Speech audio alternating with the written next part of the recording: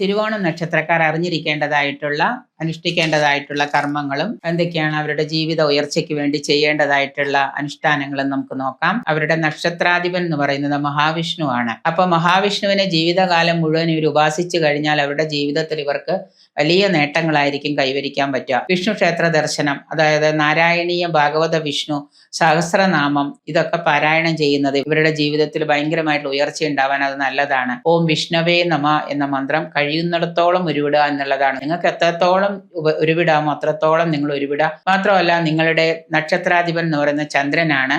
അപ്പം ഓം ചന്ദ്രമസേ നമ എന്ന മന്ത്രം നിങ്ങൾക്ക് ചൊല്ലാം. ദശകൾ മാറി വരുന്നതനുസരിച്ച് ദശാനാഥന്മാരെയും ഗ്രഹങ്ങളെയും ഒക്കെ പ്രീതിപ്പെടുത്താം. അപ്പോൾ ചന്ദ്രദശയാണ് നിങ്ങൾക്കെങ്കിലും നിങ്ങൾ ദുർഗയോ കാളിയോ നിങ്ങൾക്കാവാം. ചൊവ്വാദശയാണെങ്കിലും മുരുകനെയോ കാളിയോ ആവാം. ഒപ്പം തന്നെ കുടുംബദേവതയും പരദേവതയും അതുപോലെ തന്നെ ദശാദേവതയും ഗ്രാമദേവതയും ഒക്കെ നിങ്ങൾ ഉപാസിക്കുക. നിങ്ങൾക്ക് കുടുംബദേവതയും പരദേവതയും അറിയില്ലെങ്കിൽ ഗുരുവായൂരപ്പനെ ഉപാസിക്കുക.